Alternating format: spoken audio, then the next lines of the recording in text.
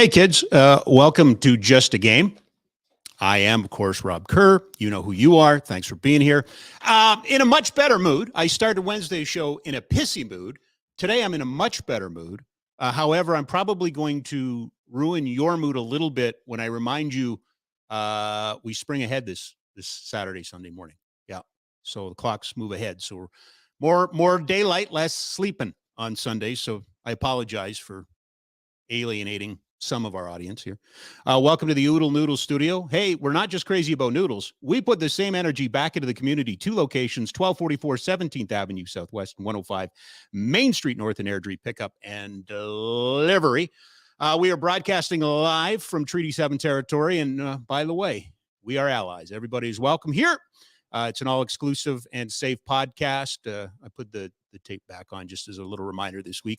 Let's start there. We do have some great guests, including one in studio and one from California today, which will be a lot of fun. We're going to talk some basketball. We're going to talk some hockey. Started off on a rant on Wednesday about the Minnesota Wild not wearing their Pride jerseys.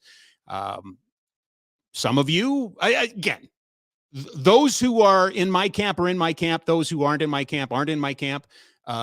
Some in the tinfoil hat brigade, you can keep on yapping. That's fine. But it was nice to hear from some people who appreciated it.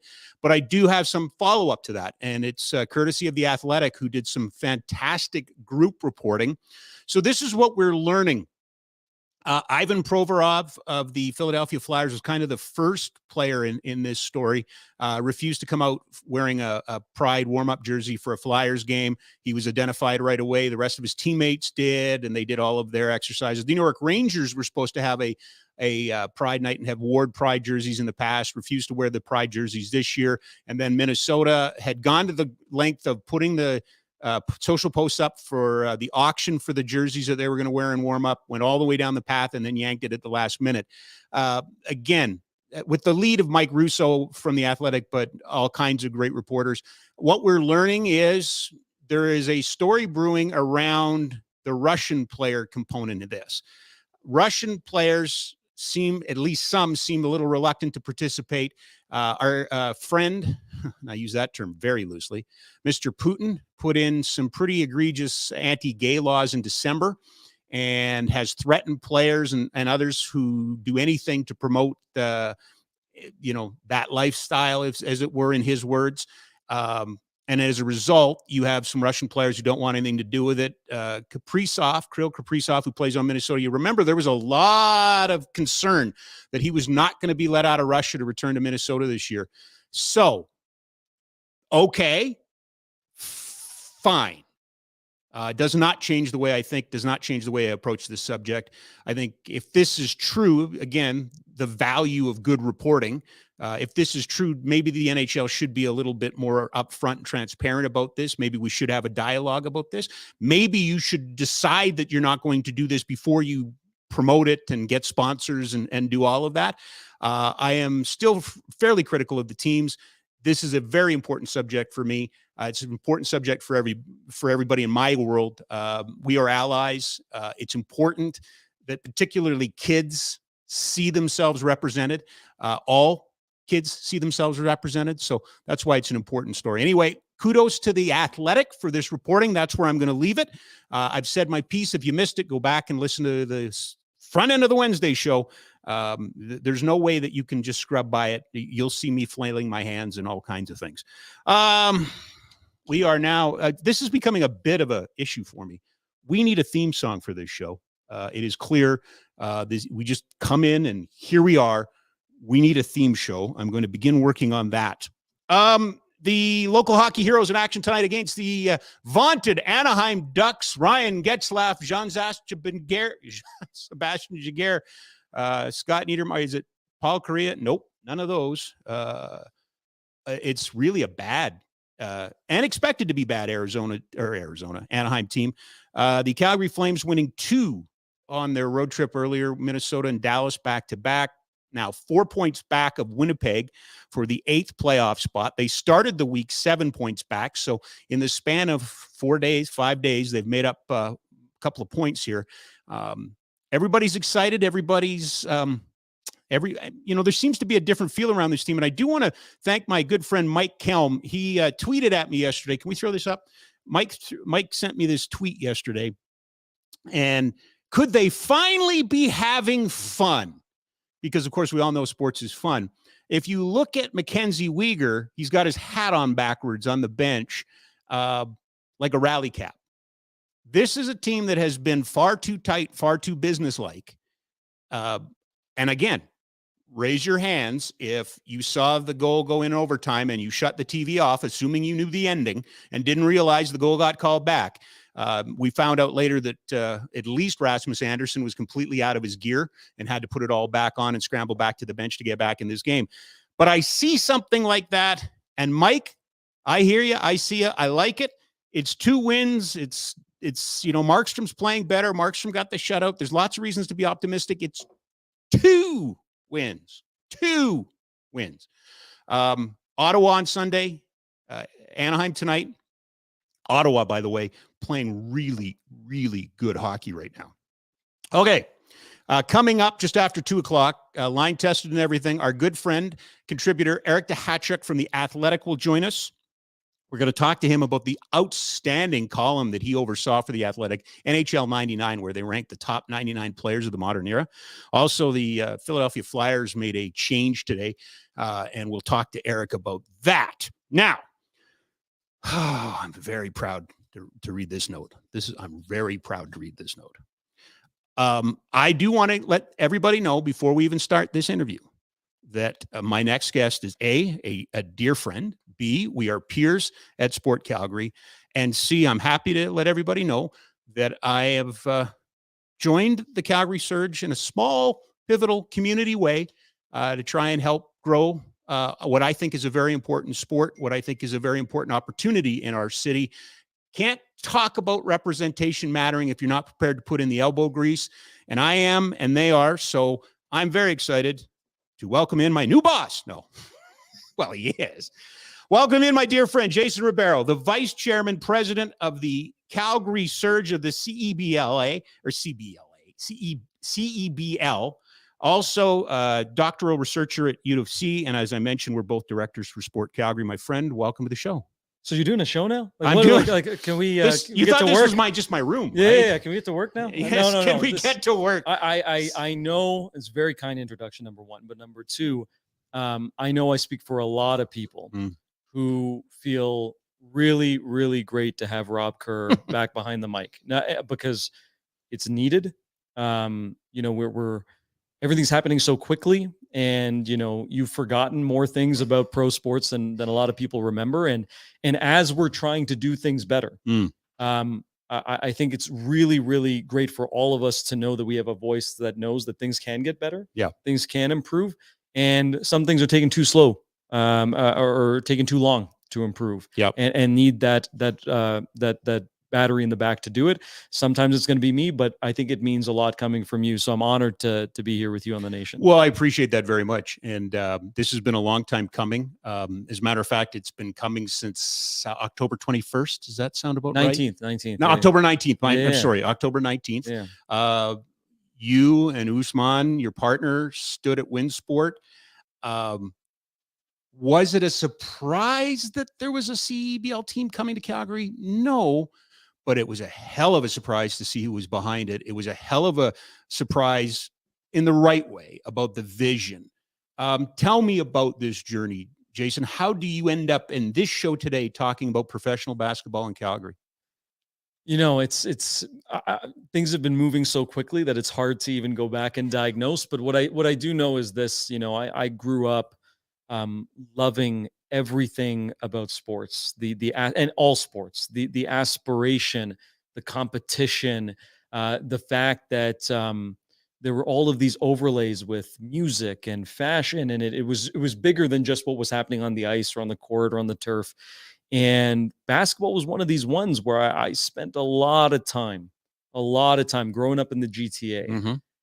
Watching the Raptors, imagining I was Vince Carter in some delusional way, scalping my, taking my student loan money to scalp tickets at ACC for the Leafs, or the Raptors, even as you know, and one of the few people who know, staying up way past my bedtime to watch Dallas Stars hockey, which you could get at that time, 10:30 start, and growing, especially in this community, background in coaching and all these good things as an educator, but growing in this community as a voice for sport, standing on the shoulders of so many people that are probably a real huge part of why I'm here, why you're here. And then to be able to venture into this world and say, you know what, with all these diverse experiences that I've accumulated and being that kid in that patch of grass, that little piece of asphalt, playing basketball, this makes sense. And so, yeah, I'm honored with Usman to have been a small part of bringing this here and bringing this here in the way that we have. Right. You mentioned that, on August 17th, the CEBL announced that they were moving the Guelph franchise, a team in their smallest market, to one of the largest markets here in Calgary as a league-owned team. We found out about that like everyone else. And that set off an intense 2-month period where, you not only have to earn the trust of your partners at the league, which we have, but then stand up an entire business, but also a community vision. And the only thing that allowed us to do that was because we already knew what that vision needed to be. We already knew, because we're so close to the community, what this needed to look like. And so, yeah, October 19th, really, really special day. And it was great to have you there as well. So articulate that vision. Yeah. What is that vision?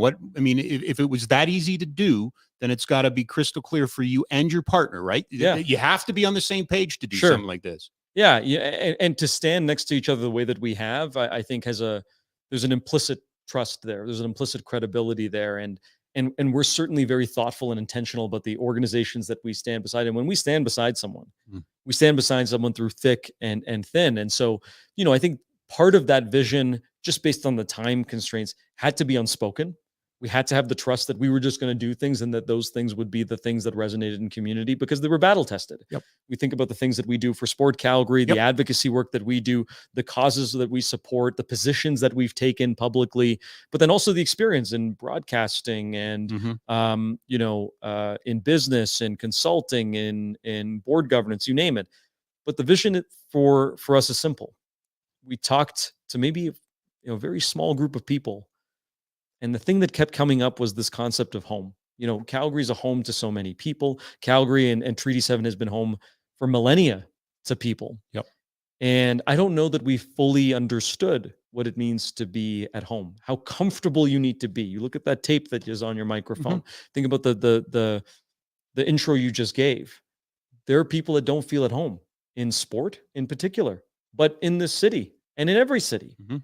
Why would we not want to be neighborly and make sure that in every room, in every arena that you go to, that you make people feel at home? Right.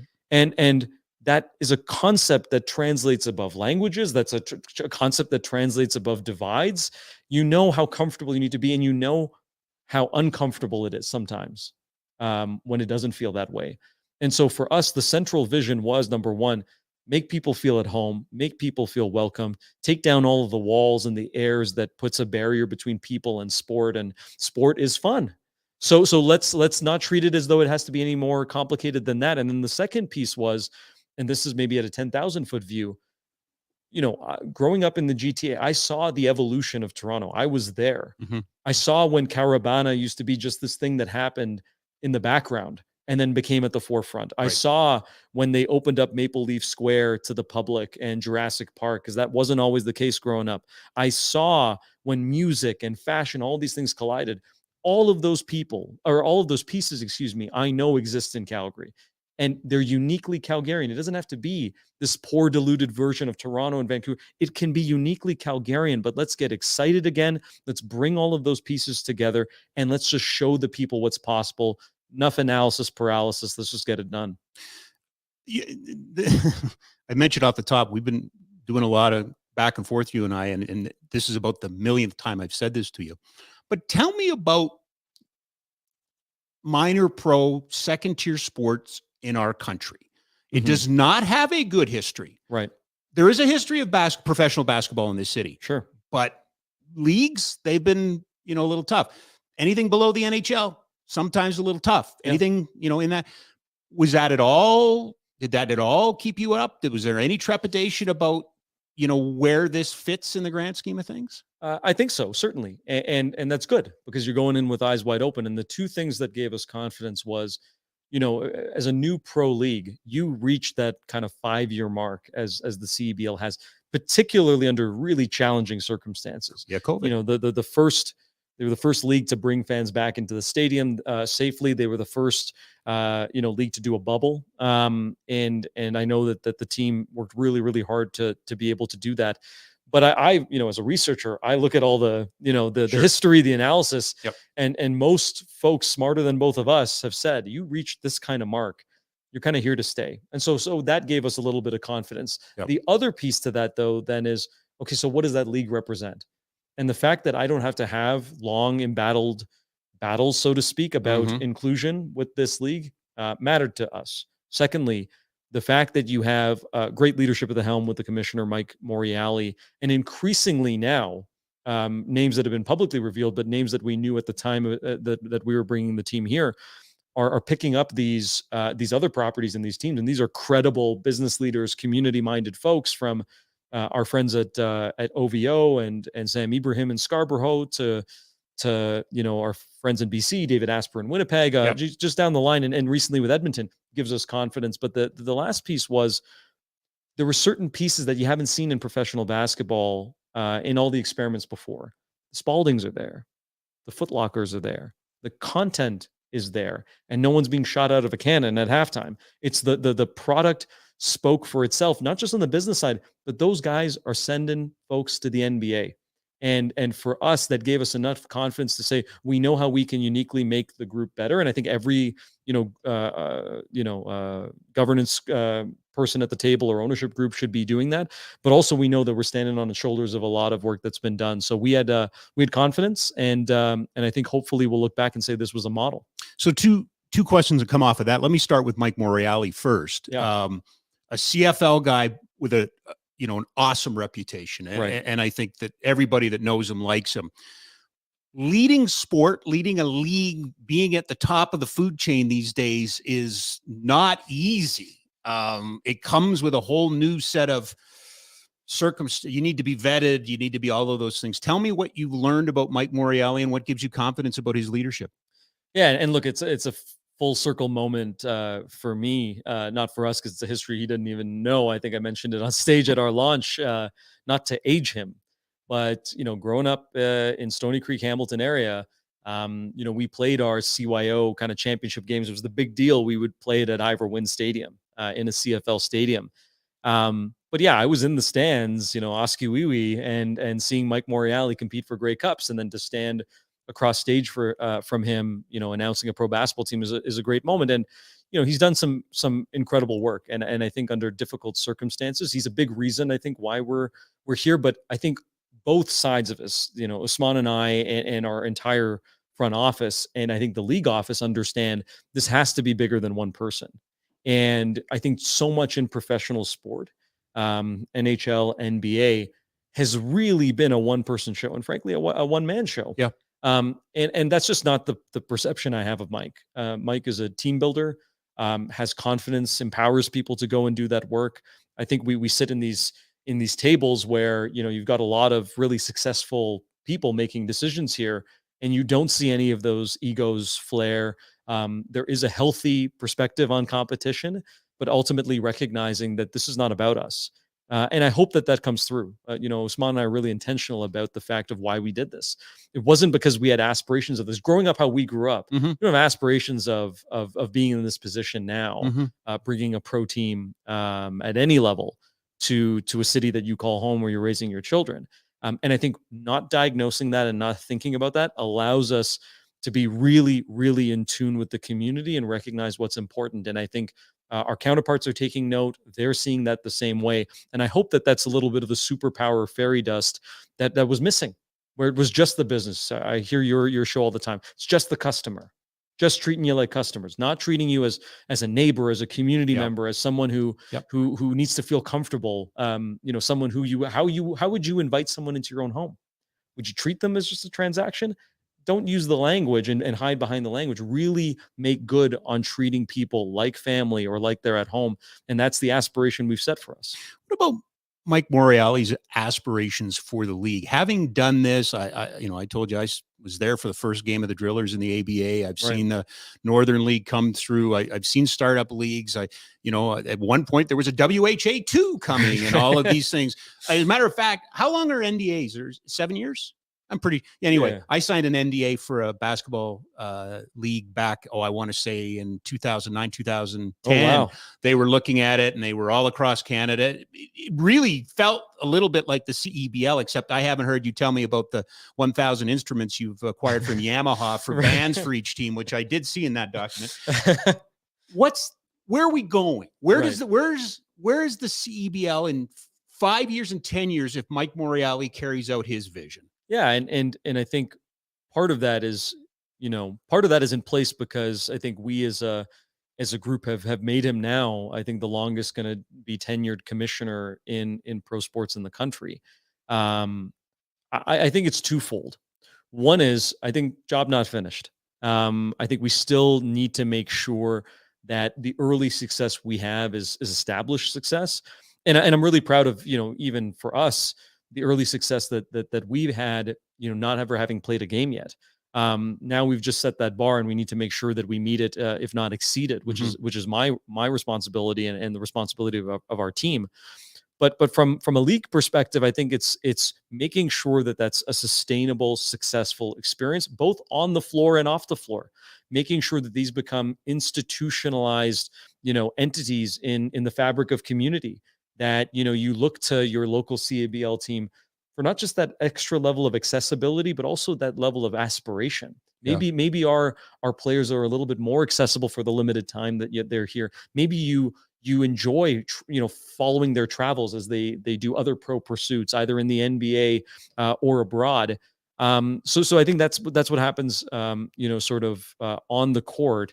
We need to make sure that we're positioning the players appropriately, building sustainability, and making sure that the quality doesn't suffer. If we stop, sending people to the NBA, I think that that's going to be a huge challenge, while also recognizing that having a CEBL career can also be something that establishes you for what you want to do in your career. Then there's that longer term play to say, okay, well, we need some more teams. We want to scale intentionally and thoughtfully. And where are those teams going to go? And I think Mike has a really thoughtful vision of who those potential partners are, what markets make sense for us. And then, as a unique entity in Canada, we always talk about the world needing more Canada. Is the relationship just with our friends to the south in the United States, or is it more internationally? And I think that's where our really trusted affiliation with Canada Basketball will help. And maybe the CEBL represents something in Canada, represents something to the G League and the NBA, but maybe it represents something abroad as well. And you see that with our dipping our toes in the BCLA's conversation. Maybe there are more of those conversations that pursue as well. It's a little unfair for me to come at you with this question, because still trying to establish and get everything set in our country with the game. Is there any thought to any conversation of down the road 10, 20 years of a WCEBL? Look, these are conversations that are being had, right? I mean, publicly. I think you have to think about that in that context, right? I think from a league perspective, especially if we double down on this, and this is, you want to talk about a soapbox? I don't know if you have one in here. It's one big giant soapbox. Right. Maybe I'll sit up a little bit. Look, I'm very cognizant that this is a men's professional product. Which is why I think we're being so intentional about making sure that young girls and women and people who identify differently also have a place featured in the faces that you see. And it was a really beautiful experience to last weekend, have our general manager and our senior advisor in town for this beautiful celebration at the Genesis Center. And to, without sort of curating this, see the Akram Joma women's girls basketball team out in full force, to then go the next day or next 2 days and go to the women's championship at Jack Simpson for the Dinos, for a little mini version of Battle of Alberta. And again, going back to that sports is fun context, sports has to be for everyone as well. And so I think if we're doing our job properly in terms of, being open, being inclusive, being accessible, making sure it's not just this narrow thing for 2 or 3 months where we're following these men, And it becomes this more year-round opportunity for us to overlay with community any way you identify coming in through. All of that, I think, benefits the prospects of more leagues or more teams. And you see soccer trying to do that as well now. And I wish them the most amount of success, and any way that we can help support. I've told literally every sports group in this city, this is not zero sum for us. If we can help, if we can even symbolically show support, you can count on us. And so definitely, I think that opportunity, if we create a solid foundation here, but position it appropriately, my hope is that there's all of these spin-off leagues that get brought into the community and context. Well, let's talk about some of the brass tacks for the fans. Yeah. Surge. Where did the name and the logo come from? It's an interesting story. So I'll start with the name. We had this kind of grassroots online campaign that had already, I think, taken shape by the time that we got involved. And there were all of these kinds of plays on energy, and they were a little bit overt, and like literally, and I won't say any names, but it was super overt. And I'm a more Jay-Z double entendre. Okay. I like the wink. Okay. I like the nod. And I think that that's important, because the wink and the nod allows it to be a little bit more accessible for folks. And so that name came up a few times in that. And then it was actually a conversation with Mike, where I know that they had other long-standing conversations with interested parties who were thinking about bringing the team here prior to us learning about it. And it was one of the recommendations. And this community, this individual was gracious enough to say, even once finding out that it's, hey, we're not the people that are going to be bringing this here, it's going to be Jason and Usman and a whole host of other, community supporting partners, give them that say that that's our preferred name, because that'd be interesting. And I heard it, and it was something that I didn't really have to think too much about. I think it's even in my Twitter, like my banner right now. It's this powerful feeling, an emotion, a rush. Then there's the double entendre of a fourth quarter surge, right? The third period surge from XYZ. Yeah. There's that sport level, but then there's also the fact that, look, Calgary is surging forward. And I want to pick up on something that you mentioned as a quick aside.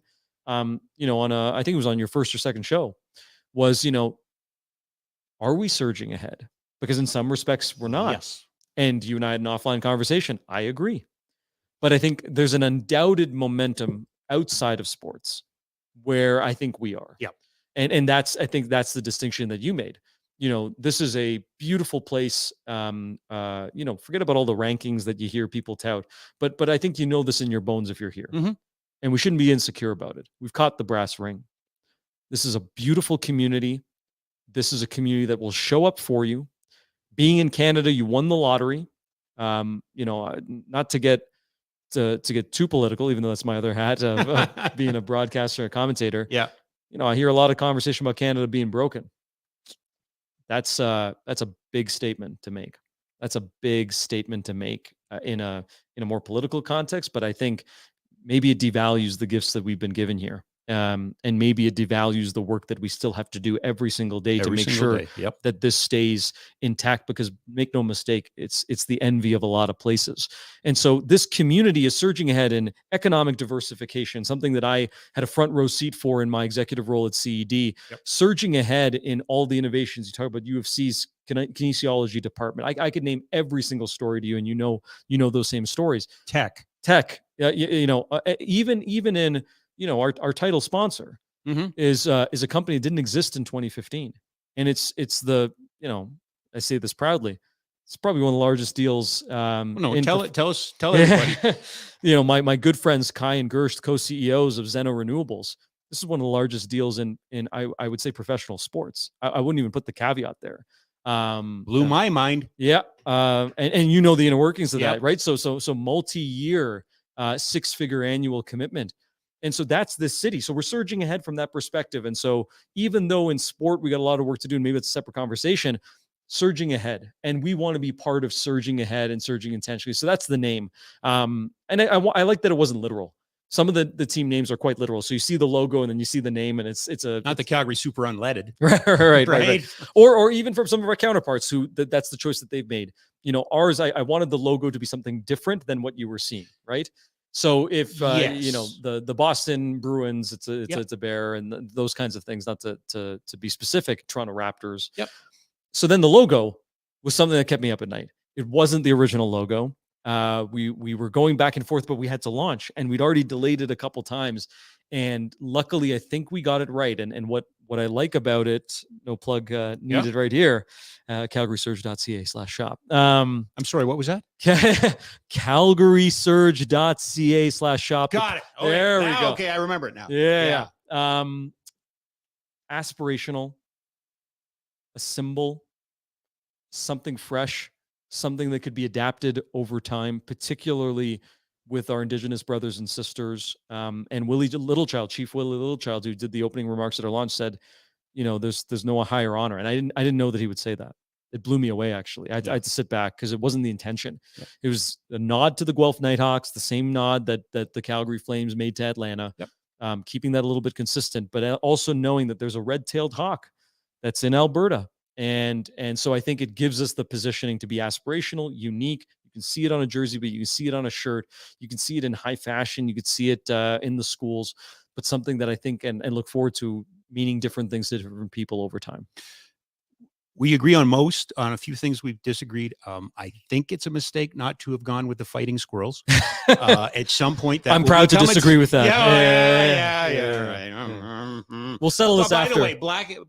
I don't know. You didn't do it for me. I love black and red. I love the Blasty jersey. I love the Stamps when they wear black. You know, I just like that color combination. So it's cool. It's sharp. It's, you know, I think you're going to be okay with I was at Genesis Center. I think the merch is okay. Yeah. I think people are digging the merch. Yeah. We, and rest assured, we've restocked another order of like 9 different items because we ran out. And so we're super excited. But again, I go back to that vision. Yeah. One of the pieces of why, you know, I had a very big hand in this part of it because it matters, right? Mm-hmm. Like there's parts of this community, you talk about all 4 corners of Calgary. There's parts of this community that are not in all the conversations we're talking about, are not included. Correct. And that's, and that results in a little bit of a coarsening. And some of that is challenging to get around. But some of it is also just, let's acknowledge it. And so you go to the Genesis Center and some of those kids come through and it's a little bit more aggressive. It's a little bit grittier. It's a little bit more hungry. It's a little bit more aspirational. And I don't know that we have an acknowledgement of that. Mm-hmm. It's always this kind of more macro perspective of what Calgary means, but there are pockets in here of people that have been kicked around, that have been knocked around, that maybe need a community vision or a brand that acknowledges, hey, I know you've been kicked around. And here's something that you can wear a little bit with pride and dress up to be aspirational. But here's something a little grittier, a little bit grimier. That's not, hey, look, I'm a sports team. That you can come through to your towns, to your neighborhoods, to your schools, and feel cool to wear, and not, hey, look at me, I'm a sports team. This is more of an attitude. This is a perspective that I hope and have heard from a lot of kids that say, fire. Yeah. Let's I'm going to rock with that. And that's the highest compliment you could pay. Well, you know what, we'll get to the players and coaches in a second. Yeah. I'm going to skip ahead to something I was going to bring up because you just kind of alluded to, which is the home team tour. Yeah. Which you've been on. Kudos to you. I think, again, teams launch and there's so much to do. I don't have to lecture you. You know it. Can you see the bags under my eyes? Yeah, there's a laundry list. But almost from the get-go, you guys have been in the community. You have been in the basketball community. Talk to me about making that case. Did you need to make that case? If you had to try to justify it to, you know, your partner or any of your staff? Because to me, it's been really a fun thing to watch. Oh, I appreciate that. It's very kind. I think,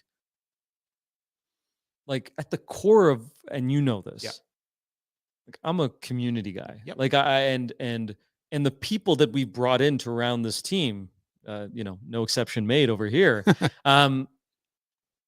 They're community-minded people, and I think there's the community-minded conversations about Calgary's future, but then there's the community-minded folks who are setting up the kids' nets at 7 p.m. after work to make sure their kids can play, or giving the cup of sugar to the neighbor, like those kinds of community-minded, good people. Yep. And I got to tell you, this was one of those things where you say it's unspoken. We didn't have to put it on a piece of paper. We didn't have to think about it. There was no discussion had. We just knew we're going to go to community. We're going to go and amplify what is already happening, because our role is not to cannibalize. Our goal is to amplify. Our goal is to empower. You don't see us standing up an entire basketball community arm right now, but you do see us going to, the UFC Dinos and Calgary Minor Basketball Association and, St. Mary's High and All Saints High and our friends at Genesis Basketball and Family Hoops, our friend Coach Kenny, all the way down the line. I know these guys by name, because our goal is to amplify them. And I set out a question underlying that home team tour was, is Calgary a basketball city? Mm-hmm. And in every stop, we collected these visuals. And I got to tell you, for me, even being there, shocked the heck out of me. You've got 1,000 people packed in to watch a junior girls game, and it's the junior boys, not even the junior boys players, just junior boys and senior boys in the hundreds, watching them play, cheering them on as if they were the Raptors. Yeah. You go to Genesis Center, where you see police officers and girls in hijabs and people with accessibility needs playing wheelchair basketball on International Persons with Disabilities Day. Blew my mind. We didn't even know about that until we reached out and did our outreach to be able to amplify that. Yeah. So is Calgary a basketball city? I don't need to sell that. The visuals we captured showed undoubtedly it is. And so that was more unspoken. It's going to continue. We're re-upping it. We had a home team celebration that you were at Genesis Center, where hundreds of people came through, not just from, again, the people who RSVP through us, but hundreds of people that are out in community every day playing basketball, engaging in community. So we're proud to play some small role in amplifying that. Well, I go back to, must have been 5-6 years ago now. The Raptors played Denver in the preseason, and there was 19,289 plus in that building. It's a basketball city. It is. I have no doubt of that. So have you staked out a role yet and the example I would give, and plug on Monday, Mike Board, the general manager of the Roughnecks, is going to join us. The Roughnecks have had quite an impact on box lacrosse in our city and growing it. I don't think that same growth is necessarily required. Right. But how do the Calgary Surge foster, basketball in our community? What role do you have to play? I think we play a role in two folds. One is to make sure that the players that we bring in, the people responsible for assembling our team, our general manager, Shane James, our advisor, Steve Konchalski, winning as coach in U Sportsmen basketball history. I think we show that pedigree, that eye for talent, and putting a great basketball team on the floor. There's no substitute for that. I think that will grow the game's leaps and bounds if we do our due diligence from that perspective. And I know that, I'm signing those contracts, so I know that we're coming correct there. But I think the second part is to what you said. The part A of it, you can see I like to talk in parts. So there's two parts, but then the second part has an A and a B. Sure. The part A is amplifying those folks who have been grinding it out for years and decades. There is good basketball work being done, and not just good basketball work that is producing talent. And there's an amazing woman, Yvonne, that's playing for Gonzaga right now from Calgary. All of those high level athletes, but just great people who say, my son or my daughter was able to find themselves in this sport because of coach this, coach that. Amplify the heck out of them. Make sure we stand beside them. Make sure we make sure that they're supported, and their growth is supported with our professional overlay. But then the other part is, how do we uniquely fill in those gaps? How do we uniquely foster camps, clinics, and basketball programming that grows the game, grows the sport, shows all are welcome. So we're going to find our rhythm over the next few months on where those gaps exist. But I look forward to going through a season really over-indexing on amplifying and making sure we're not cannibalizing. And then I think we'll have a good sense of where our role is. Let's make sure we're playing in those spaces and amplifying and growing the sport. We are live in the Oodle Noodle studio. They bring the heat: butter chicken, mac and cheese, kung pao noodles, Bangkok pad thai classic, vegetarian and gluten-friendly options. Pick up and delivery at their two locations, 1244 17th Ave Southwest, 105 Main Street North in Airdrie. Tell me about the player pool. Who are the players that are going to make up your team? Where do they come from? What should we expect? Yeah. So, and it's probably one of the number one questions I get. So I'm happy always to answer it. So our players are pro basketball players. And I think that's a distinguishing feature for a lot of leagues, especially in this minor pro context. They are guys that are making a great living playing abroad. These are guys that are looking at, and again, 70% Canadian. That's a mandated rule as far as our league is concerned. And one of the main reasons we did this, we wanted to uniquely grow the Canadian sport of basketball. So they're pro guys.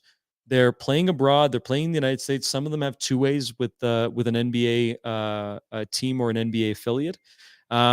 And I think there's the come up and the sort of gradual ease down. A lot of our players, one of the guys on Guelph, actually, AJ Lawson, is someone who signed a two-way with the Dallas Mavericks, and now you're seeing him, really normally playing with Luka Doncic, Yeah. Night in and night out and showing out. That was one of our, our former players. So that speaks to the quality. And so we're so grateful for the opportunity to be supporting players in their development and growth. A lot of national guys for the Canada basketball team that's gone, I think, 11-1 in the qualifying rounds of the FIBA World Championship.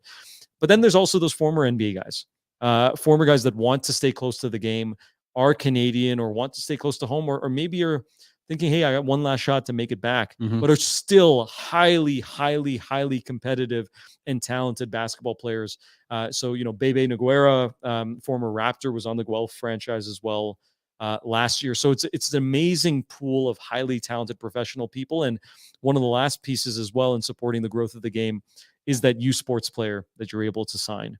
And so, getting to support our Canadian post-secondary institutions, having that relationship with U Sport where you're not just supporting their development in the game, but also potentially supporting their educational pursuits, right? Tuition credits is another great part of the game.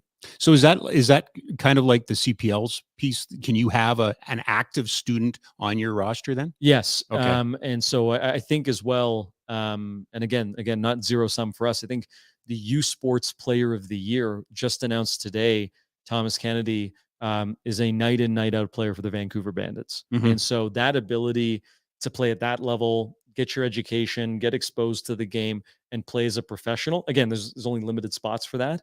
But I think makes it really, really, really special in terms of supporting the growth of Canadian basketball. So what is your roster constructed from? I mean, you're not an expansion team, so I'm assuming did you inherit some players? How will you build this team? Yeah, so we had a protected list, which was great. I cannot confirm nor deny that we've used that to our advantage, but this business is so relational, and I think this is for us, and for me, wearing the executive role as well as president. We're learning about this business as we go. I think there's some 10,000-foot principles, whether you're a community leader, a business leader, a mom, a dad, you name it, that just cut across on treating people fairly. And I'm so glad that 90% of that stuff really applies here. It's relationship based. And so there are only so many agents, there are only so many players who have that agent connection and are being shopped around and are used to playing in the league. And so certainly I think a number of the players that played in Guelph are interested in playing in our league again. We have as much a shot at signing them as any other team. But I know that relationship has been built from a consistency perspective in terms of promoting within. I'm honored that Shane James, the former assistant general manager of the Guelph Nighthawks, is now our general manager. This is a guy that's overdue. Great basketball mind, great basketball talent, has been a part of growing, current and former NBA players. So I know that he holds those relationships, but it is, I think more so on the business side of it. It is an expansion. But certainly I think from the basketball side, those relationships still exist should we choose to execute on them. And I'm so grateful for, even though it didn't show up on the floor, I'm so grateful that the community support, the relationships, and the architecture that was built in Guelph, a very special town, very special fan base, we've maintained at least some of that component in what we're doing here in Calgary. What about things like off court housing? Yeah. Employment, things like that. I mean, lacrosse players, not very many live in Calgary that play for the Roughnecks. Yeah. We've seen, Vancouver, Toronto have problems with CFL players housing.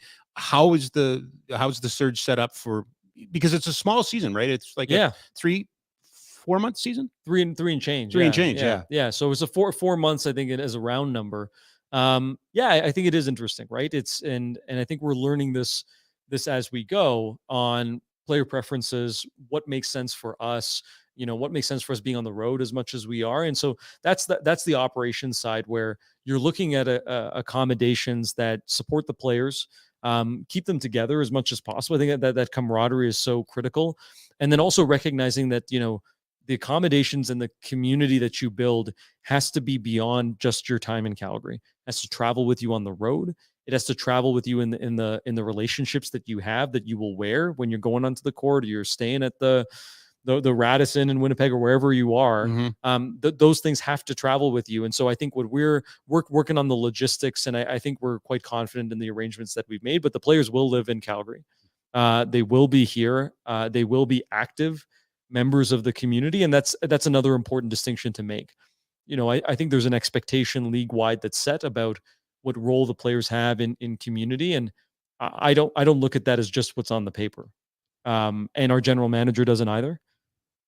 Whatever you think that number is of hours or whatever that break, you're going to do more, because it's that important and it's that critical. And you should know that as trusted members of the community, we're going to position you for success. And that's why you can go to a Genesis Center, and it's not a logistical nightmare. It's messy in all the beautiful ways of community, right? Like, there's this quote I love about Calgary where it says, it's by an author named Sean Hunter.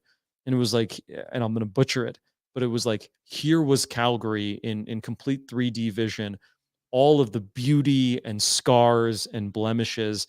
And so, yes, our job is to make sure that we're solving and addressing where some of those blemishes are. And I think a lot of those blemishes exist in professional sports. It's you're showing up and the player's waiting for 30 minutes because you haven't been organized. Let's shore that up. Let's make sure they're high impact, really focused on the kids and the communities that need it. But then also give them the opportunity to see the beauty in that. And so that's what I'm most looking forward to, introducing this great and beautiful city to these players. You and Usman give Shane what direction with this club? Is it about winning, or is it about developing? And by that, are you more apt to give a MRU or a UFC player an opportunity, or a coach or somebody to add to them staff and, work with Basketball Canada? Or is it about getting some banners? And I honestly, and I'm sitting here, Jason, I think either's or. I just think you need to declare which lane you're in, don't you? Yeah. No, I think it's a fantastic question. And I just see no reason why I have to compromise for one or the other. Okay. You talk about the community connection. It would be really jarring to me if the kind of mix that we didn't have involved on the basketball operations side didn't have at least some connection to this city. And so I think that's important. And we have given, I've given Shane that guidance to say, look, there are people in Calgary. I'm not going to name names, but there are people in Calgary who have played in the CBL. Leave it at that. Like the ability to be able to tap into that and highlight is important. Then you talk about the other side. We talk a lot about community, we talk a lot about inclusion, et cetera, but sometimes that can be mistaken for a lack of competitive instinct. I think how I move. I agree. I'm more competitive probably than anyone you'll ever meet. I just have it in perspective. And I think that perspective matters. I'm not willing to compromise my values to be competitive. I'm not comfortable with our organization cutting corners to be competitive. I actually think that ends up blowing in your face. There are very few examples of short-term, and every time you see a team that tries to do that, it always ends up blowing in their face. We were entering into this weird super team era like in the NBA, and there's some successes to tout. There's a lot of failure that's littered in that. I think back to the Karl Malone, Gary Payton, Kobe era, the Lakers, where Steve Nash, it was just, you were just in awe of it. And then it didn't really gel. So our point is, let's do things the right way. Let's lead with integrity. I'm not compromising for anything. And I don't think I need to sacrifice it to win. But we're out to win, and make no mistake about that. When you made the announcement, I think one of the first things I said to you is, oh boy, do I have some books for you to read, because I pray at the altar of Jesse Cole every day. You're going to do the Savannah, but we're going to call them the Calgary Bananas, right? They're going to be yellow, and we're going to do all kinds of dance. Your vision of game day for the Surge, I think, is really intriguing. Tell us what fans should expect, what you hope they will take away from coming to a game. Yes, and as Rob knows, I like to read. So I got a long list of academic articles and my own dissertation, but then books and books and books from every realm, including sport. And so, yeah, I was familiar with the Jesse Cole story and that perspective. And I know it's a perspective on how you treat fans. Yeah. That isn't given a lot of deference. It may be in articles, but not in practice. And I think what's interesting about it, I was actually on the phone today with the president of an NBA G League team, and I asked him. I said, if you had one piece of advice, what would you give me? And I'm, I'll be honest and a little bit humble here. That's one of the things that I don't probably do enough. I'm always listening, so I feel like I don't have to ask because I already have been listening so much and soaking it in. But sometimes it helps to just be intentional and ask. Absolutely. And I asked him, and he said, treat your fans like family, like personal touch. Care about them deeply. That's the business you're in. And it was great advice, but also great validation of even just think about how we're talking about this home team. Welcome to the family. All are welcome. That's our mantra. And so that's going to bleed over, I think, into our game day. I think the difference, and I'll be quite honest about this, is I think that's a lot in sports is really bold. It's in your face. There's no mistaking that this is an X team or a Y team or a Z team. I'm the other way. Again, I talk about the wink and the nod, the subtlety. I think this has to be more than a basketball team. And to do that, to be in the play in the space of fashion, in the space of music, in the space of entertainment, in the space of inclusion, you need to be a lot of different things. You can't just be one. And so that's, I think, part of what the Savannah Bananas have done while still being a very overt. We are a baseball team. I think we can take some of those same tactics, and I think we apply them in our community work, Usman and I and our team, and do that differently. So fans can expect you'll have a relationship with us before this short season. You'll come to these events. The home team will come to you as we have. Then you'll start to see, I think, on game day, the game doesn't start at the set time that's on the schedule. You will see an activation in the plaza in Winsport. You will be welcome to engage in community outside of the context of the basketball game. You will see some overlays in areas that I haven't seen teams play in, which is around wellness, around, hey, if we're gathering 3,000 people, what can we and should we do with 3,000 people to make them feel at home? Maybe that includes not just speaking to them in one language. Maybe that includes some honoring of the fact that different communities communicate in different ways, and especially in their home. So if we want that event center to be home, maybe you see a little bit of that. Maybe you see local artists not just set up for failure, I think, in this tinny audio setting where you see them running around and no one's really hearing them. Maybe we use artists in context and elevate that experience of what happens on game day. And then maybe you see as well content pieces. I know our partners are going to deliver that as well. Content pieces and engagement that speaks to, again, those kids that haven't been given that fair shake. Not just rah, rah, rah, look how good it is that we have kids here. And maybe those kids are here on behalf of the charity or support of someone else. Maybe we just welcome them here. And I think that's why we're going to launch very soon the Surge Assist program. I know that you're going to be a huge part of that program's success, where we say, how do we solve for those barriers? How do we work intentionally in a nation leading way with partners like Kids Up Front to make sure that before we ever play a game, we're setting out hundreds and hundreds of seats for deserving kids and families. And there are those who believe in the power of that experience to be there and are willing to financially support it in a way doesn't make it an onerous burden to them and they can get a tax receipt for. So that's something I'm really proud of. That's something I'm really proud that is resonating in the community in the way that it has before we've even formally launched it. But that's what you're going to see on game day. And again, then there's the after party. That's the part I haven't quite figured out, but that's going to be, I think, exciting. And to do that in the summertime, to do that in a way that doesn't cannibalize anything else that's going on, but it answers the question, what do you want to do on a Friday night in Calgary? Right. In the summer. I hope that that's the answer now. You go into a Surge game. I think coach still needs to be announced. I think tickets are still what's left to come public. What's the timeline, Jason, for the rest of the rollout here? Yeah. So you've seen us be a little bit restrained. We've been active, but a little bit restrained. But here's what's going to come. It's going to be a blitz. In the next, I think we're at 80 some odd days till our first game home opener against the Stingers from Edmonton on May 27th. You're going to see a blitz. I think right now we've had season tickets for sale through our deposit campaign, which has been hugely successful.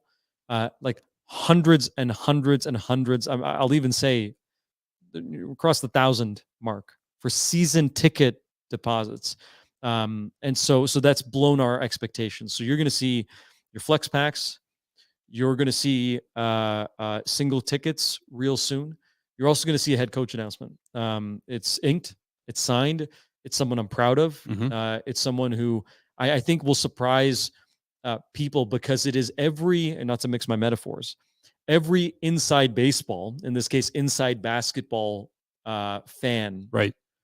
Their sleeper pick. Why is that guy not been given a look? Or he's been given a look, but it's not the right situation. He's one of those guys. He's a journeyman, a workhorse, a good man, but someone who believes in it being bigger than what's just on the floor. So we'll announce him in the next few weeks, and then an onslaught of momentum as we approach that season opener with player signings, more sponsor announcements, again in that very strategic, high value, high sort of cash commitment figure where we're going to do less is more. We're going to partner real intentionally and strategically. So I can't wait for this next blitz that's going to happen. What's success year one for you? Interesting.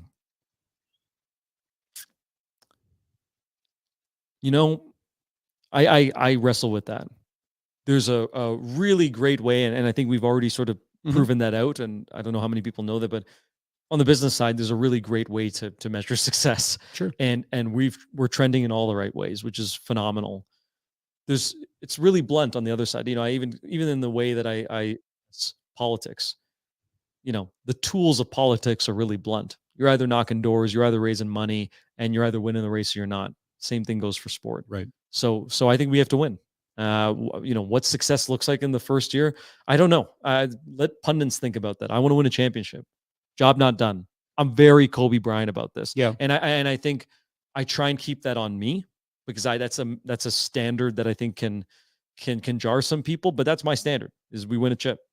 And you win it again, and you win it again, you win again. And you know that's not the reality, but I can't accept any other possibility. That's success there. But I think broader success is for us, we ain't one and done. We're here. We're an anchor part of this community. When you talk about Calgary, you talk about the Surge. And it's not at the expense of talking about anything else. But you think Calgary, you think the Calgary Surge. That's success year one. Well, I'm excited for you. It's so cool to see someone with a passion and a vision like yours. And I listen, I would have called them the Banff Fighting Squirrels, or I would have made, but your vision is so intriguing to me, and I can't wait to see how it plays itself out. I'd be remiss if I didn't take the opportunity of having you here and asking you two quick city questions, because again, of the work that we do at Sport Calgary, but also your work as a political commentator. Commonwealth Games bid coming out earlier this week. Good, bad?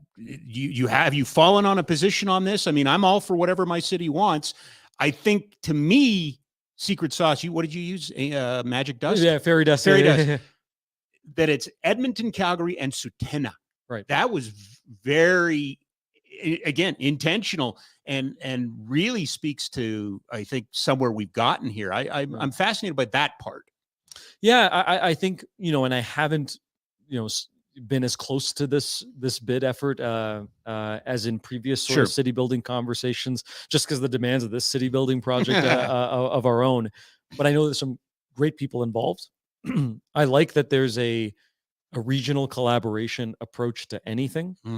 And then I think the job, and I think this is the responsibility of any time you are asking for public support for anything. This is a responsibility that we have borne. I don't care if it's coming from government. I don't care if it's coming from a private business. Anytime you are going to the mass public, anytime you're going to Calgary, this amorphous blob of beauty that is 1.4 some odd million people, you're asking for public trust. And I think the way you go about asking for that public trust is by being credible, is by being transparent, is by being very clear about who the beneficiaries are, and being very clear about what the trade-offs are. One of the things that I'm proud of, even though you know, it was very contentious at the time in the 2026 Olympic conversation was, you know, I would get asked this question, and I was on the position that we should go for it. But people would ask me, you know, so to what frames that position? I said, let me be clear. I think there are reasons we shouldn't do this. That in and of itself is such an important acknowledgement and validation. And I would just encourage behind the scenes, because from the great people that I know are involved, not knowing enough about the mechanics of how Commonwealth really works, Right. I would say to acknowledge the fact there may be reasons not to. Assess what those are, and then say with confidence why the reasons to do it trump the reasons to not. And I look forward to hearing, just you know, like any other citizen, what those reasons are, and if they outweigh the reasons to not, let's do it. If they don't, let's not. One does not beget the other, and I don't believe we're connected, but I have seen you connected with the conversation about the field house. Surely to God, we're going to get this done. You know, I'm seeing momentum. Okay. And again, there's an overlay with the conversation we were just having about the bid. So I don't know the mechanics of that. What I care about is the fact that this is a basic piece of infrastructure in a major city, in a growing city, aimed at families, aimed at attracting as well some events, which again, we cannot let that advantage from an economic perspective go away. And we can't let it fall on the altar of, hey, it's a weird name, Fieldhouse, and we don't know what that means. Call it big, accessible public sport bubble. I don't care. But we need sport and recreation facilities. We need facilities that are more centrally located, especially as we're closing down some of those centrally located locations. We need to make sure that they're not at the farthest flung areas of Calgary, and we need to make sure they're accessible. There are very few silver bullets, if any. I don't know how you see the visuals of a community field house where people can play indoors in a winter city, soccer, futsal, frisbee, basketball, you name it, and also run track and also attract some events that are going to be great, don't have to run to Edmonton for. I don't know how that's not a no-brainer. So I advocated for it at City Hall. I was proud to stand with the Fieldhouse Society, Jason, Zarin. But maybe this is the last point I'll make on that. It's important for public figures and politicians and you name it to know that when we talk about the sport community, these are not just people who wear the banner of sport. These are people who are business people, who are in the arts, who are parents, who are kids. We need to embrace all of those perspectives and know that if we proceed with this, a big, wide community is standing behind that is not just in sport. They're involved in a whole host of things to give support to this project. And I would add that you and I both worked on a project that proves that out. The Active City Collective. 100%. It's right. All the information's right there. That is not, you know, it's not words just coming out of your mouth. That's fact, as we like to say on this here program. Science fact.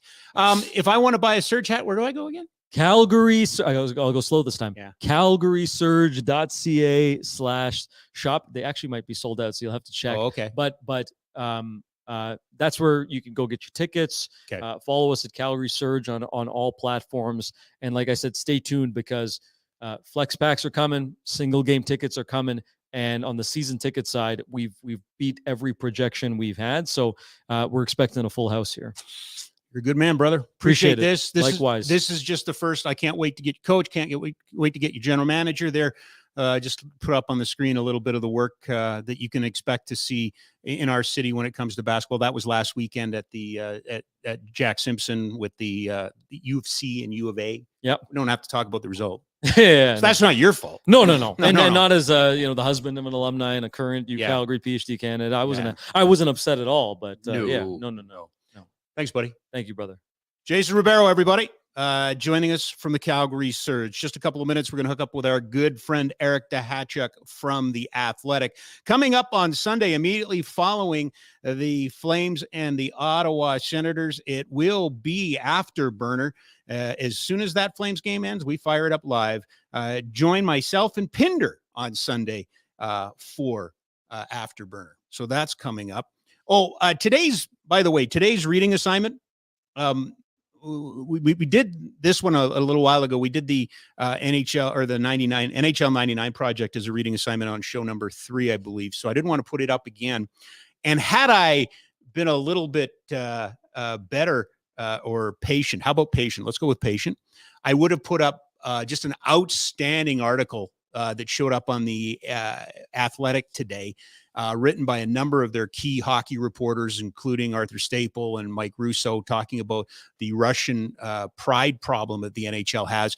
Nope, I wasn't patient. Instead, I picked this one. Today's reading assignment, Alex Sherman from CNBC. WWE in talks with state gambling regulators to legalize betting on scripted match results. Yes, that's what I chose as today's reading assignment. So the WWE, which is for sale, would like to increase its value by having people able to gamble on wrestling matches. But Rob, wrestling is fake.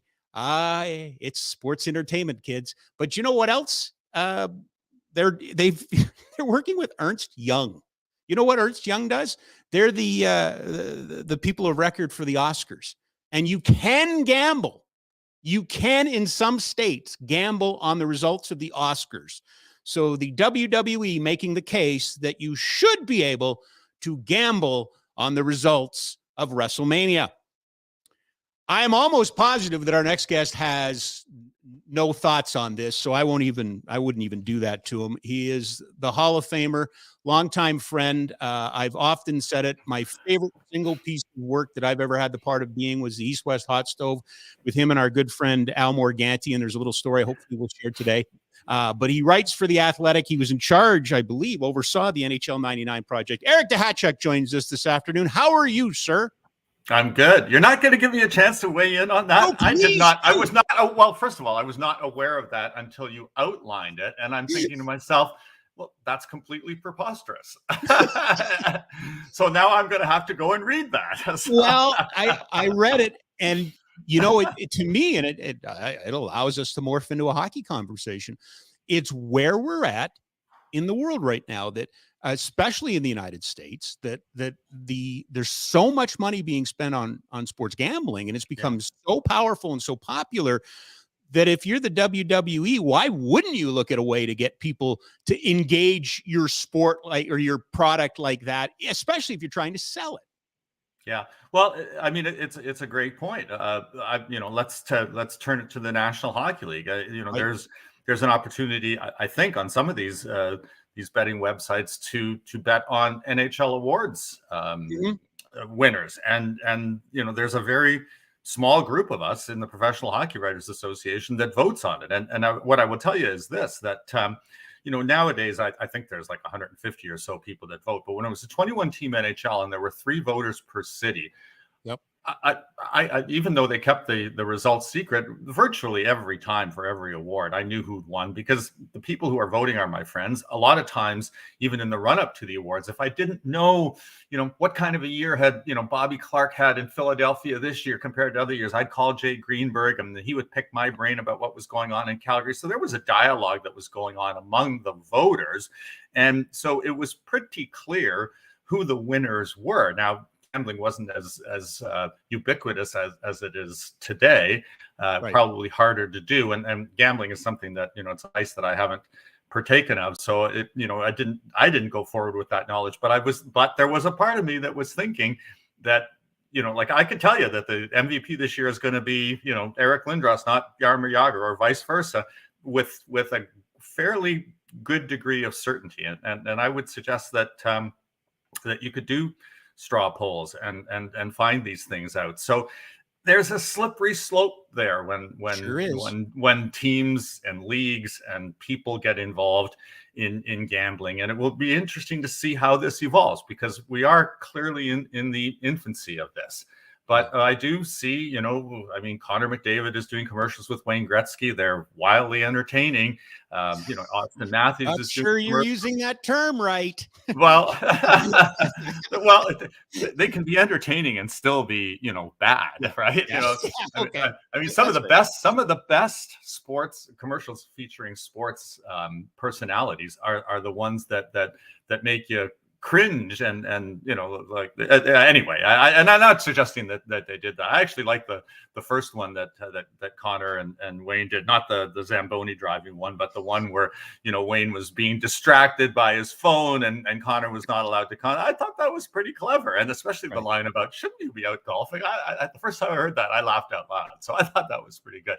But but it is a complete about face for the National Hockey League. I remember years and years ago, I would once or every year or every couple of years sit down with Gary Bettman in his office in New York, and gambling was for Boaton, and gambling was this and gambling was that, and now suddenly every other commercial on a broadcast, signboards, programming within intermission reports is focused on gambling. It's extraordinary how in a very short period of time it has become part of the fabric of the presentation. And I'm not sure how I feel about that. I feel a little bit uneasy about it, because in the same way that sometimes the industry that I'm in has evolved, because there are so many people with so many different voices and so many different platforms to state their opinions, that real news and reported news sometimes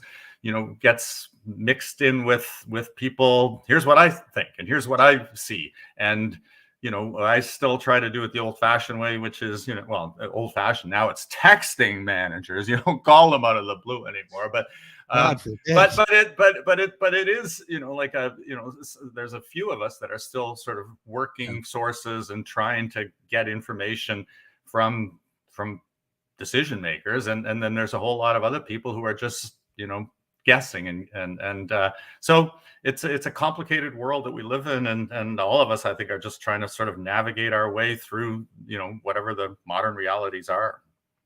You and I have not done this since 2018. That's when I retired from radio. We talked a lot, but we haven't done this. And it's interesting, just and full disclosure, obviously the Nation Network, the Flames Nation, has a great sports gambling partner for Barn Burner and what they do. And I accept that that's part of the world. And it fascinates me because of how quickly, in 2018, that didn't exist. Yet here, now for sports, the NHL in particular, shows like this wouldn't exist without their backing. They have replaced a lot of advertising that has left the marketplace, that has left traditional media, and really was supposed to be sports gambling and crypto. And now we're seeing that market fall apart. From a business standpoint, certainly the NHL has to embrace it, don't they, in the short term, Eric?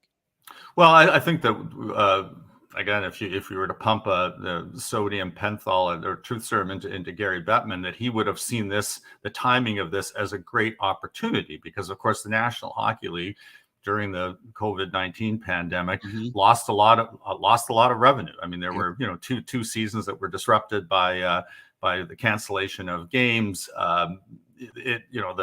The playoffs in the summer of 2020 were in a bubble and run basically, I think, just to keep their broadcast contracts viable. And so when the gambling laws changed in the United States, and it became like a reasonable thing for the league to partner with the various partners that they have.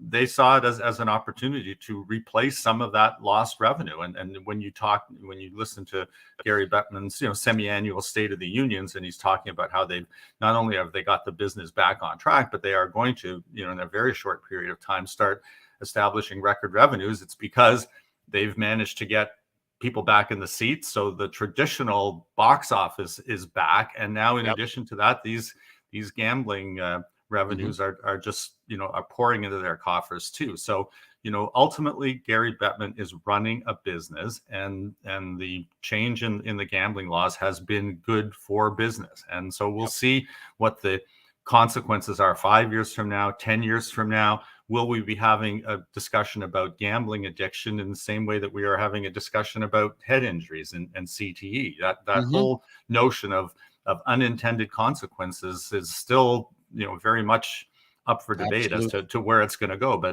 But you would have to think that there will be some casualties if people think that most of these gambling ads now seem to have some sort of a qualifier at the end. Gamble responsibly. Here are the limits, so on and so forth. So I hope people are actually listening to those statements rather than just sort of dismissing them out of hand. But I fear sometimes that, human beings there's a weakness to everybody and vulnerabilities to everybody. And I think some vulnerable people will be in trouble because of this. So it's a mushy ethical question.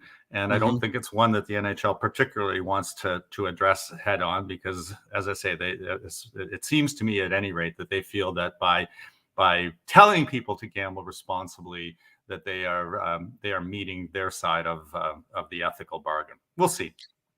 Speaking of mushy ethical questions, and I wouldn't normally do this, but when you and I were younger, we'd be considered sportsmen. Now that has a different terminology, but we're fans of sport. We follow sport and everything.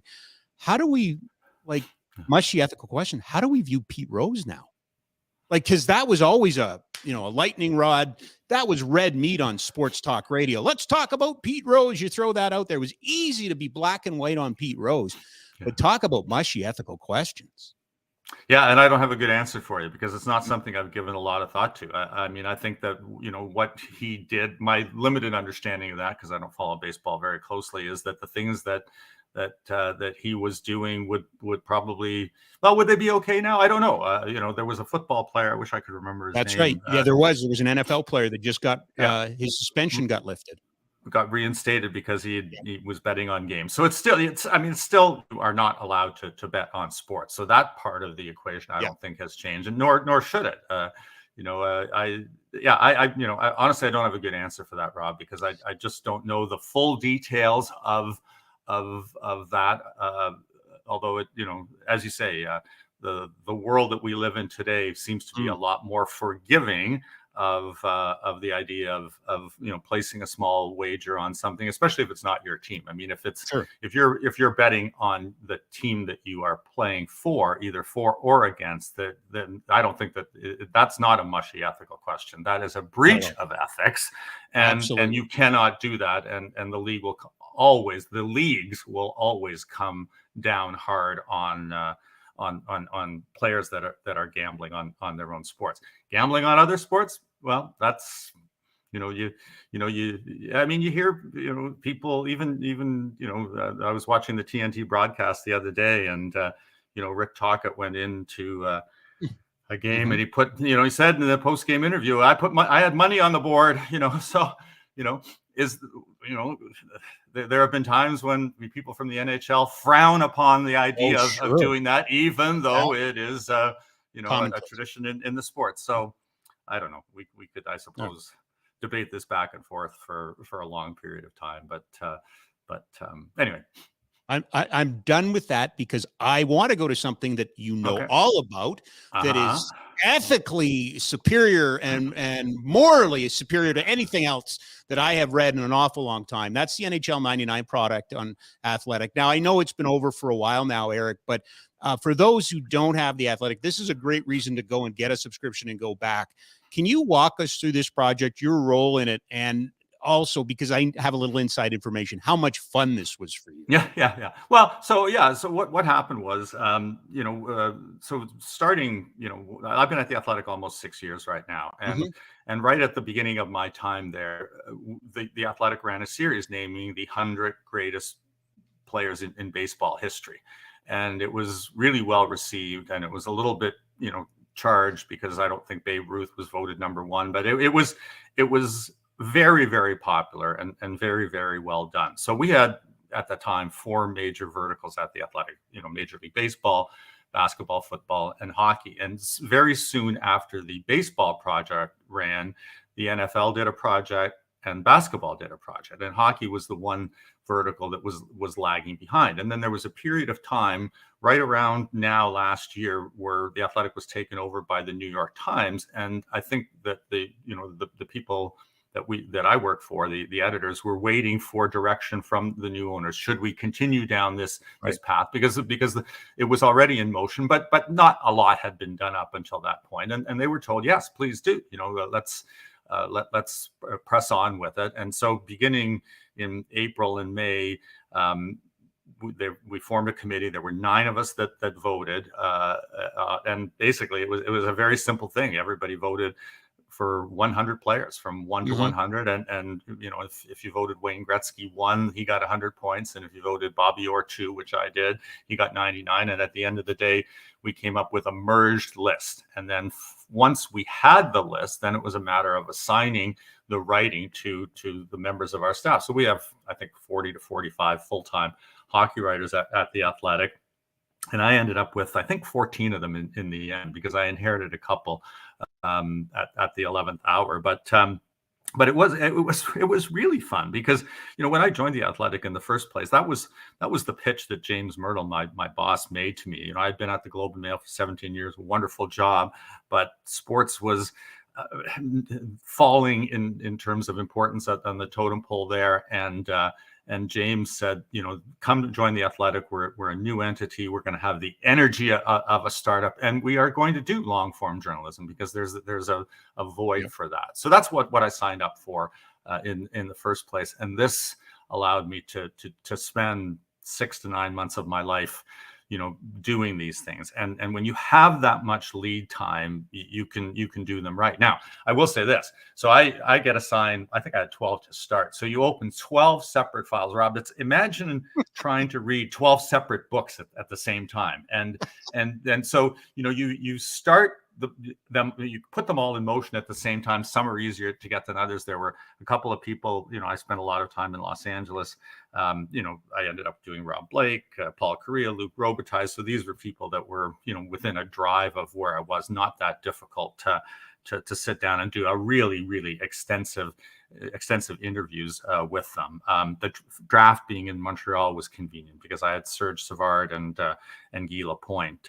It was actually one of the single saddest moment of this project was trying to interview Guy. When we were in Montreal for the draft, he was suffering from COVID. He still was having some residual effects from the cancer treatment that he'd had. And so this vibrant, full of life personality that, coached 3 years in Calgary as an assistant, to see him diminish like that, it was really hard. It was really, really hard to accept that, because, he just, he was just, just a shell of the person that I remember, and that so many people remember, and certainly anybody that remembers him on the ice as such a dynamic player. And then of course that was such a contrast to Serge Savard, who was 76, 77 and still full of life and as strong as ever. And Serge and I were on the Hall of Fame selection committee we overlapped 10, 11, 12 years. So I got to know him pretty well, and we just had a great conversation. He's still the same person that he always was. He gave a great speech at the draft. So to compare and contrast these two, that was fascinating. Getting an opportunity. I've written a lot about Bobby Orr over the years. To me, like in terms of watchability, he was just one of the most electric players that I've ever had the opportunity to watch. And met him once when I was at a hockey school. I was at the Jim Pappin Hockey School as a kid, and Bobby Orr came by for a visit. Brad Park was our instructor, and just in awe. I think it was after his rookie NHL season, so he'd already left Oshawa. And he stood there, signed autographs for everyone, and it was like, Bobby Orr, Bobby Orr, Bobby Orr. So just to be able to write about Bobby and his impact. I remember I called Harry Sinden, the other guy that was on a Hall of Fame selection committee for a lot of years with me. And Harry, he's turned 90. He says, Eric, I don't remember everything with the same clarity that I once did. I said, do you remember the first time you saw Bobby Orr? Oh, yeah. I mean, he remembered every detail of it. And then he talked about, seeing him the first time and having him come to the first Bruins training camp, and how difficult it was to coach him in some ways, because he said he had this special talent. And you never really ever had anything negative to say about him, but he felt that, sometimes you needed to say something. Bobby, you need to do a better job of this, because he wanted to be a team guy, and he didn't want the players to feel he was getting special treatment. It was a very interesting, complex relationship that Harry and Bobby had, and just, exploring that again. And especially we have a younger readership, So a lot of the people that were reading these profiles never saw Bobby Orr play, or if they have, they've seen him on the highlights. I mean, a lot of them didn't see Guy Lapointe play. A lot of them didn't see Serge Savard play. So many of the great players in that 72 Summit Series. If you watch the the CBC documentary on it, you learned a little bit about them. But I think that was one of the more heartening things for me, was to have readers jump in and say, I didn't know that about player X, and it was just all this fascinating details about their life and times as professional hockey players, and then what they're doing in their current whatever they're doing. So it was really fun. I mean, it took over my life, but as I said in the column, I mean that in a good way. It was just really a rabbit hole, or 14 different rabbit holes to go down that were really enjoyable. And I think for the most part, I mean, there was a lot of discussion back and forth. It shouldn't, Wayne Gretzky shouldn't be number one. It should be Mario. It should be Bobby Orr. Why did you exclude the players of the pre-expansion era? Various things like that. But for the most part, I think that a lot of people just enjoyed reading the profiles and appreciated the time and effort that went into producing them. And yeah, for me, it was just, really labor of love. It's such a cliche, but it really was fun. I really enjoyed doing it. It was energizing, I guess, is a good way as any of saying it. As someone who was kind of shepherding the project along, I mean, the analytics era, if you will, has introduced a lot of words. One of them is recency bias. How did you deal with recency bias, or how did you view, recency bias in this list? Well, and what I would tell you is that because I was by far the oldest person involved in it, I almost took the opposite. In fact, I asked someone, I said, what is the opposite of recency bias? Like old timers bias? I don't even know what it is. Old school. But I did. Old school. Yeah. Yeah, I did. Like there would be times when you'd have like two players side by side. Like I remember one particularly. I think it was Yvon Cournoyer versus Martin St. Louis. So a lot of similarities in many ways in terms of the style of hockey that they play. Right. The impact that they had. I mean, Yvon Cournoyer, if you look at the start of his career, he wasn't like an instant star. He started on the fourth line, worked his way up, but eventually became a really important player there. And of course, Martin St. Louis began in Calgary. Eventually found his stride as a superstar in Tampa. Won a cup. Won some major awards. And I think I was probably the only, to me, it was, you could put one on the list, but not the other. I think I had Cournoyer on my list. I think the other 8 voters all had Martin St. Louis. I was pretty sure that I wouldn't be able to get Yvon Cournoyer on the list, but I felt that someone had to at least make the case or the argument on his behalf. And what I would tell you is that we did have, so in terms of process, everyone submitted their preliminary lists, and then we got together on a Zoom call and discussed, the names that were there and the names that were left off.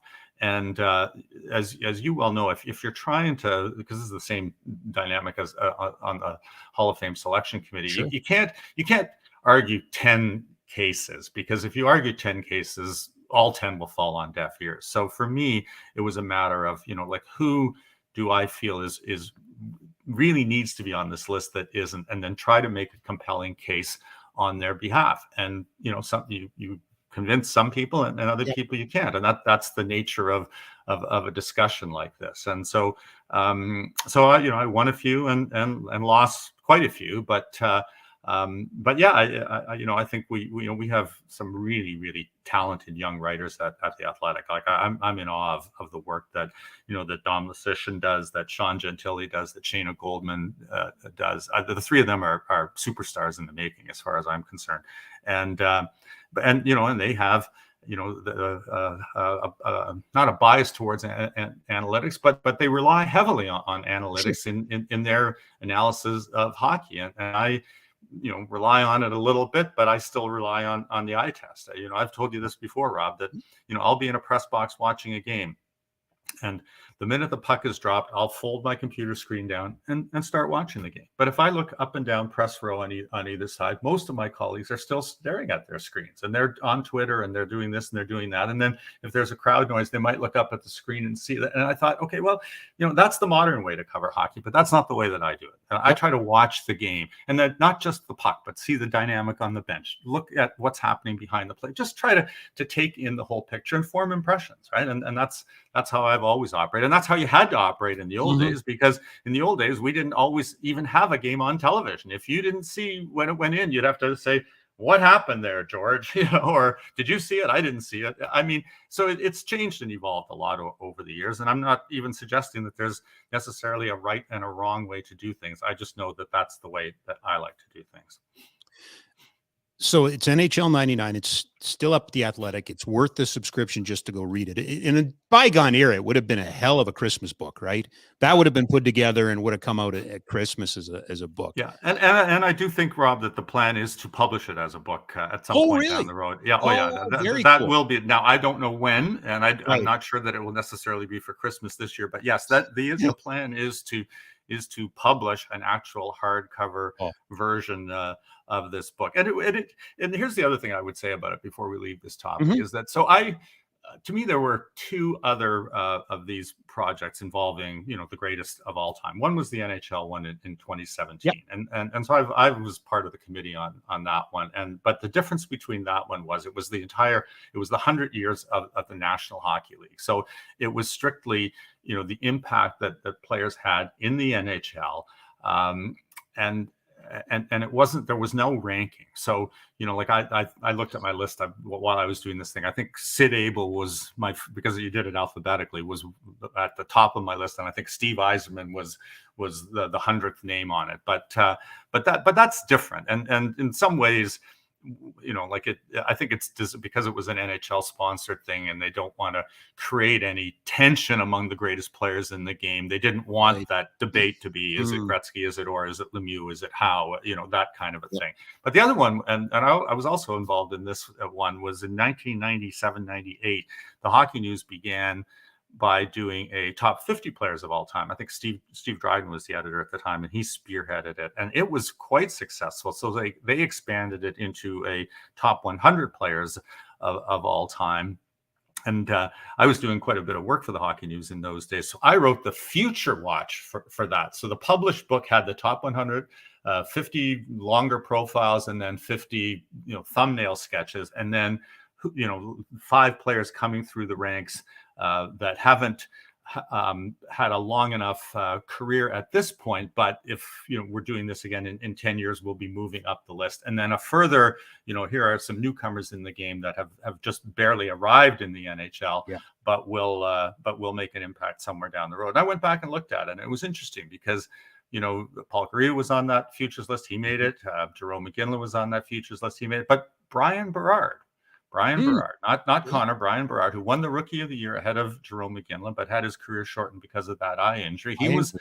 He was someone that we anticipated would be one of the all-time greats, and for whatever reason, and largely because of injury, I think, it didn't materialize. And so that is always the most difficult thing about careers that are incomplete. Like right now, we have Connor McDavid I think we had him at 16, and someone at the end of it said, well, where do you think Connor McDavid will end up? And a lot of our writers said, oh, he, 10, 8, 6, really soon, maybe as high as 4 or 3. And I said, I think he's going to be 1. I think when all is said and done, Connor McDavid will be the greatest player in the history of the National Hockey League. He may not score as many points as Wayne Gretzky. He may not, have the sort of that it factor that Bobby Orr had, although his it factor is pretty great too. But if he has a long career and if he stays healthy, I mean, you watch him night after night after night. He's incredible, and especially the way the game is played today. There's just no shortcuts in the game today, Rob. You would think about the guys that were playing in the '80s. I mean, there was lots and lots of open ice, and it was just a different game. I'm not saying it was easier to play because the top players were still the top players, but boy, you have to have a special skill set to be able to play in today's game with the way, pressure comes at you from the defense, from the other forwards, making those decisions in split seconds, finding those seams in the zone. I mean, so much of it is hockey instinct and then the skill level on top of that. So I think there were times when, you could play in the National Hockey League in the 80s and 90s with, some skills, but not every skill. And that's hard to do in today's NHL. So, but, as of this, we voted based on the end of last season. So this breakout year that Connor McDavid had does not influence the, the voting, but probably, if we voted again, in at the end of this season, he would certainly be higher up on the list. We established a 400 games played criteria because I think that's what how many games you have to play in the NHL to qualify for a pension.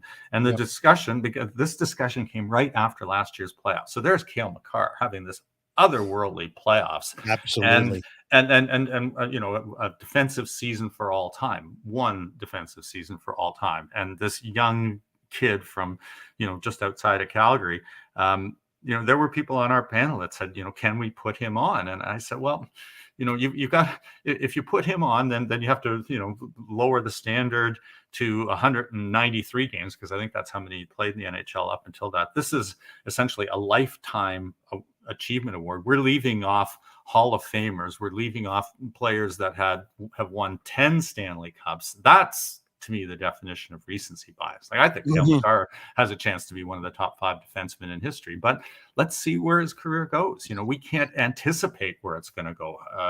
He is just at the very, very beginnings of what could be and should be a fantastic NHL career. But as of this moment, he is not one of the 500 greatest players of all time. That, 10 years from now, when I'm long retired and they do this project again, he'll be on the list. And 15 years from now, he could be in the top 10. But it's challenging to do that. And it creates debates and arguments. And I think that's part of, something you were referring to earlier in our conversation. It's part of the charm of sport, is that you have these discussions. The number of people who have come up to me afterwards and say, you're wrong. It's not Wayne Gretzky. It's Bobby Orr. That's the greatest player of all time. But I have no counter argument to that. These are, generational players who had such an impact on the game that how do you pick and choose between, different levels of greatness? But I will say this, during when I voted on the Hockey News list, I was already debating that. Is it Gretzky or is it Gretzky or? And then you just stare at the points that Gretzky had and the gap between him and the next, and you had to write Gretzky's name. And so I had Gretzky first then. And then I thought, if I'm consistent, neither really has, like Wayne retired soon after that Hockey News list came out and Bobby Orr hadn't played in a long time.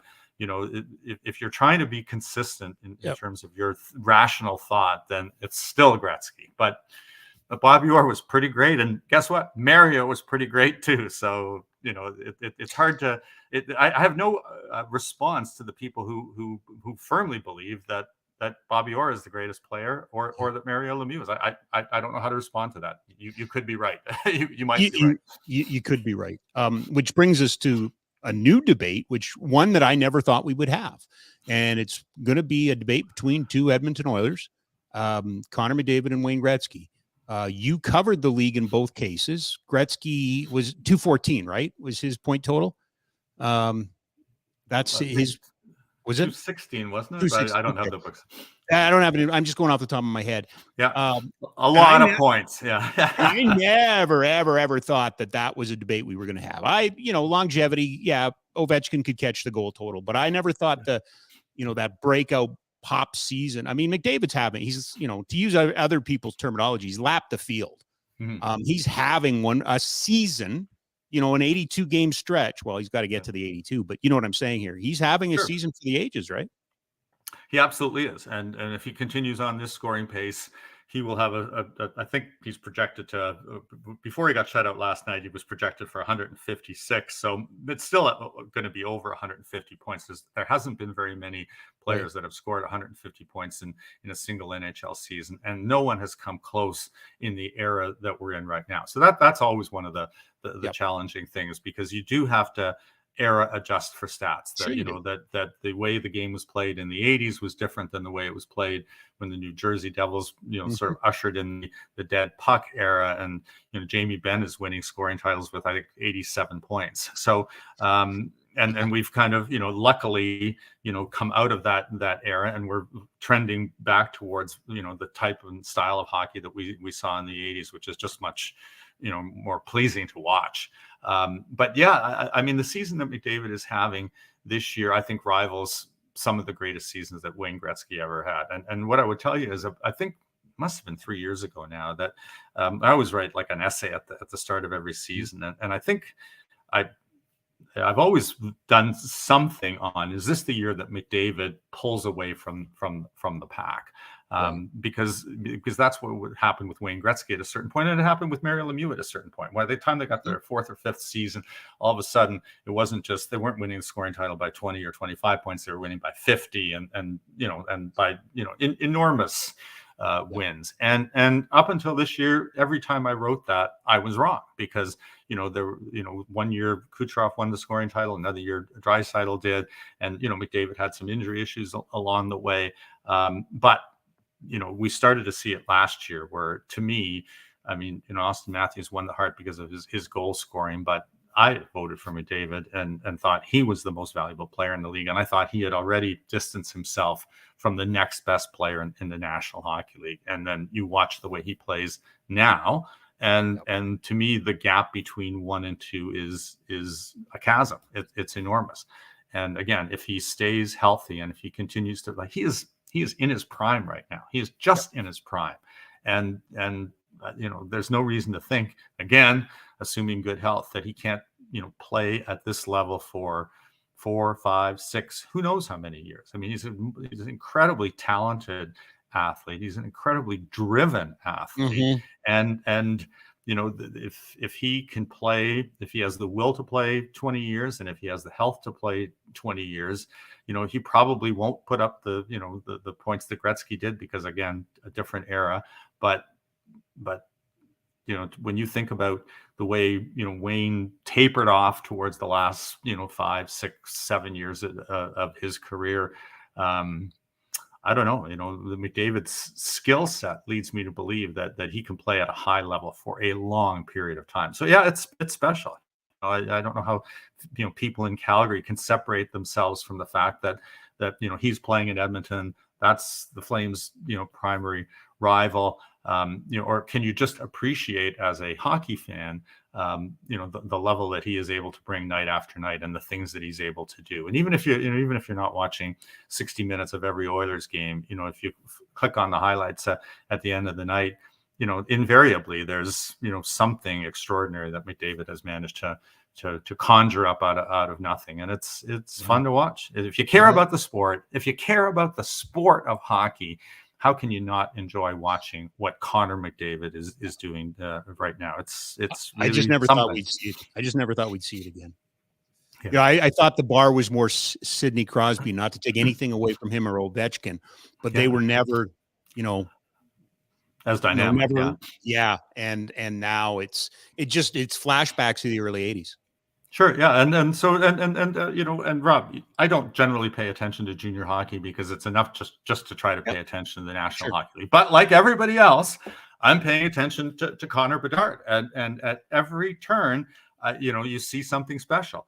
You know, the poise in which he handles interviews, and the obligations that come from being, you know, a young superstar in the making. That's part of you know, reaching that level that, you know, that Connor McDavid is at, that Austin Matthews is at, because you can let the pressure overwhelm you. You can let the attention overwhelm you. If enough people are telling you you're the greatest thing ever, you know, it's dangerous to start to believe that, because maybe then you start taking shortcuts. So, you know, every time I hear him interview, I see this poised, incredibly calm young man, and then you watch what he does on the ice, and you think, he's going to be special in his own way. And I hope that people don't, try to pigeonhole him in, because there's, let's face it, we all do that. I look at him and I think a lot of Sidney Crosby. I see a lot of Sidney Crosby in this guy. And I keep saying, don't do that. Let him be Connor Bedard. Don't pigeonhole him somewhere. But yeah, sometimes you can't help it. But it is going to be fun to see where he goes, what kind of a support group that the team can put around him, because that's going to be really important. And then, how long does it take for him to become a star in the league, and then a superstar in the league? Because, McDavid has been fantastic from the moment that he arrived. Sure. But what are we in year 8, I think, and now he's at a new level. And so I think that's logically what we're going to see with Connor Bedard. He'll come in and he will be an impact player right away, and potentially he could be a top 20 scorer in his first year, and then just get better and better and better, and then maybe there'll be an explosion in year 6 or 7, and at that point maybe McDavid will have plateaued, and we'll start to see a little bit of age creeping into his game, and then Bedard is this face of the National Hockey. It's going to be interesting. It's going to be interesting to watch what happens in the next 7 to 10 years with this young man's career, because he looks really special. And sure does. I generally don't go out on a limb very often when it comes to young players, because I've seen it go the other way, where people are talking up a guy, they're talking up a guy, and they have good careers. They have good National Hockey League careers, but they don't just like dazzle the way it looks like he can do. Nobody talks about Jason Bonsignor anymore. Well, yeah. Right. It happens. There's a few. Yeah. 2 news stories here before I let you go from this week. One from today. Let's deal with it first. The Philadelphia Flyers relieving Chuck Fletcher of his general manager duties. Maybe there was some smoke to this fire last week with the James Van Riemsdyk non-trade. Yeah. Philly, it's a different market. It's a hockey market. It's got its own heartbeat. What do you make of the decision today? Well, the hardest thing for me is because I like Chuck Fletcher so much. So again, Chuck Fletcher is Cliff Fletcher's son. So when the Flames moved from Atlanta to Calgary, I was a young reporter covering the team for the first time. They had those offices in the Atco trailers beside the corral. June Yates was the gatekeeper for Cliff's office, but you could always kind of get in to see him. And Chuck was around a lot, and Boots was around a lot, and there was this family kind of an atmosphere that Cliff was trying to introduce. And Chuck was 13, so I watched him grow up, and he was a polite young man, and he went on to Harvard and got an education, and then did it the right way. Worked for Hockey Canada for a while, worked for Don Means' agency for a while, worked in various apprenticeships positions, then became the general manager in Minnesota. And I think he had, he didn't jump up the ladder. He climbed every rung, and I thought did a really good job in Minnesota. People forget in hindsight how applauded he was for getting Ryan Suter and Zach Parise as free agents that one year where they were shopping around everybody, and he ended up getting both of them. So that so I think he's had a good career in hockey, a really good career in hockey, and he's one of the finest young men I've ever met. Then there's the professional side, and just to me a whole series of very puzzling decisions in Philadelphia that started almost from the time he got there. The decisions he made in free agency. Like I remember thinking, I'm sure, I think I wrote this too, that when they signed Kevin Hayes to that contract a number of years back, it's like, okay, that's a bad overpay. But if the goal is to have Kevin Hayes in place in Philadelphia, so that when Johnny Gaudreau becomes a free agent or approaches that, and Johnny were at that point there was that discussion: is he going back to Philadelphia once his time in Calgary is over? It just felt like, okay, that's why Kevin Hayes is there. So then fast forward to this summer, and all of a sudden Philly isn't bidding on Johnny Gaudreau, and then all of us, certain the circumstances unfold, and now Gaudreau is in Columbus. So it made no sense. Why? Why didn't he bid for Gaudreau? Well, because he went out and spent his money on the Ristolanens and the D'Angelos, and those were just puzzling decisions. And I wrote in my column today that there was the asset management, which is what part of being a good general manager in today's world was just completely befuddling to me. He gives 2 draft choices to Arizona to take Shane Gostisbehere off of their hands, and then he trades 3 draft choices to get the negotiating rights for Tony DeAngelo, and then signs him to a contract. And I'm looking at them and I'm thinking, well, those guys run power plays. There's baggage attached to both of them, some off the ice, some just in terms of defensive awareness. And then Arizona trades Gostisbehere practically for free to Carolina, who uses him to replace DeAngelo. And the cost to Philadelphia of those moves is 5 draft choices. And essentially you're back to where you start from, or in my view, not even as good as what you had before. So, and that's just one illustration of decisions that puzzled and perplexed me. And clearly, as like Philadelphia is one of 32 teams for me, so I'm not paying that much attention to them. But if you focus on that particular market, with that particular fan base, they're dissecting these things 10 times as much as I am, and it just the number of of pluses and then the number of minuses, it's a very uneven ledger sheet. And part of it too is the vagaries of the game. Sean Couturier not healthy enough to play this year. Ryan Ellis not healthy enough to play this year. Cam Atkinson can't play this year. So 3 really important pieces, played a grand total of 0 games for the Flyers this year. Carter Hart has bounced back a little bit, but there was a period of time where this great young goaltender, the future goaltender for Team Canada, had a real tough time stopping the puck. So some of these things are beyond his control, and then some were within his control. But it is one of those that's the nature of the industry, that a good person, but you're judged on your record, and the record wasn't very good. And in some ways, this is the worst possible season that Philadelphia could have had, because they're not down there in that group of 4 or 5 teams at the bottom that potentially could get a Connor Bedard. They're just far enough up that you have to be really, really lucky in the draft lottery to move in to get an impact player and a difference maker. And that's a team that could really use a piece to build around. In many ways, if you waved a magic wand and say, okay, where would be the best place for a Connor Bedard to go to start his professional career? I think Philly would be great. Like he could be fantastic. He could be to this generation's team what Bobby Clark was to the team that won the championships back in the 70s. I think that it would be good for the National Hockey League if he ended up there, but I just don't see how.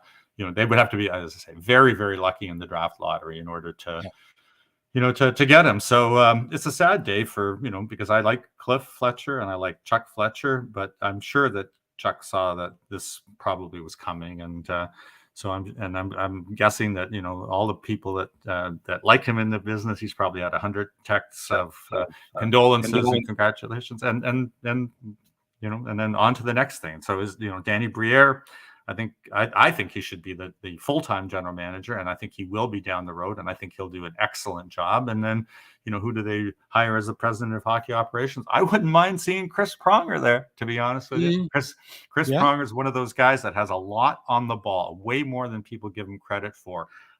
Big personality. I think as the the sort of the Brendan Shanahan of that organization, the Luke Robitaille of that association, the Joe Sakic of that organization. I think a guy like Chris Pronger you could do a lot worse. Chris Pronger and Danny Briere, that would be a very interesting front office if that's how they end up going. Last one for you this week. And it goes back to a conversation I think we had after the 2013 work stoppage. League came back in the next couple of years, stuff started to churn about expansion, and, eventually we get to Vegas, eventually we get to Seattle. But you and I had a long conversation about Toronto. This week, I don't know. The first thing I did was look to make sure I wasn't following Boog McKenzie again on Twitter, that it wasn't a fake account. Houston, I get. But the third time's the charm for Atlanta. What do you make of this expansion talk? Well, so it's funny. And I've got a piece going next week on this Okay. in the Athletic, and actually, it's funny because the single most popular story that I've ever done at the Athletic was the thing that we did almost as a make work project during the period of time that the NHL wasn't playing, and it was imagine which 32 cities in North America should have NHL franchises if you could just put them in the right place. And so it was an idea by my editor, Ian Denemy. Fascinating though, because you sort of sit there and you think you're going to move everybody around. And I think I kept 26 teams in their current location. I moved 6 others, of course, alienated 6 fan bases in the worst possible way. But I did put a second team in Toronto. You know, that's been a soapbox that I've been on since the 80s. Absolutely. Uh, Yep. and I did put a team back in Quebec City for all of the reasons that not just because some of my favorite restaurants on the tour were in Quebec City, but because Quebec City would be like Winnipeg, the passion of the fan base there, and I believe, even though Gary Bettman disagrees with me, that you can have your NHL equivalent to Green Bay in the major sport, and it doesn't always just have to be about the geographic footprint. So I'm with you. I think Houston is easy. I think that Houston has always been the fallback if Arizona falters. If it sounds as if Arizona is going to go forward, because once they get if they get the building approved, it will be a slow, painstaking process. But at some point, shovels in the ground, infrastructure, new building, money coming in, the draft choices that they've accumulated, hopefully they'll start to have a competitive team. And you and I both know that when the team operated in downtown Phoenix out of the arena that they shared with the basketball team, it was a good franchise. I'm not as opposed to that market as a lot of people are. So Houston, yes, the 33rd team somewhere down the road, the 34th team, I'm with you. We're lucky. People in Calgary are lucky because when Atlanta failed the first time, that's how Calgary got the Flames. And people in Winnipeg are lucky because when Atlanta failed the second time, that's how they ended up in Winnipeg. Possibly that if Atlanta comes in and fails the third time, then there will be a team in Quebec. That's how you get Quebec. Maybe that's the long-term plan. I don't know. But it doesn't make a lot of sense. I think in terms of American markets, certainly Kansas City would be a good team to pair with St. Louis in the same way that Houston would create a rivalry with Dallas. So yeah, those will be the teams that I'll kick around. But here, let me ask you a question, since sure. I'm going to come up with 6 or 7 names. And how would you feel about Halifax, Nova Scotia as an NHL franchise? I just watched the way that community responded to the World Juniors. I mean, they remind me a lot of what you see in Calgary and Edmonton. You've got great fans in these provinces, and I think Halifax would be a really good NHL city. I think if you ever get to 40, you should be looking at Quebec City and Halifax, as far as I'm concerned. And you might not have this off the top of your head. What's their drawing for an hour? Within an hour, are they 700,000? I don't know. Yeah, but it would. The thing that to me, it's the difference between having 700,000 people or 1 million people or whatever that care about the sport, or you're in a community where there's 5 million people and less than 1% care about the sport. That is essentially the only thing for me, and I think it's long been the argument about Quebec City, is that the companies that will support a Quebecois franchise are in Montreal. Not necessarily in Quebec City. In Halifax, do they have, big shipping companies and things like that could be the front end sponsors and the title sponsors and things like that? Well, because if you had that, man, I think it'd be a slam dunk. I think and I wouldn't build the arena too big. I'd build the arena 15,000. Yeah. Well, I think that, obviously the financial part of the equation would be the thing that that the commissioner and the board of governors and the people that make those decisions would say no to.